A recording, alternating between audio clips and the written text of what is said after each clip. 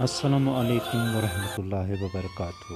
رہبر معظم انقلاب اسلامی آیت اللہ العظمیٰ سید علی خامنہ ای نے اپنے ایک بیان میں فرمایا، وہ اسلام جو امریکہ شیعہ کے مطابق امریکہ اور لندن سے پھیلانا چاہتا ہے، ایسے اسلام کا شیعہ سے کوئی تعلق نہیں ہے۔ آپ نے فرمایا جس میں نفرت اور تکفیریت میڈیا کے ذریعے لوگوں میں پھیلائی جاتی ہے اور مسلمان کے خلاف کافر کے نعرے لگاتا ہے،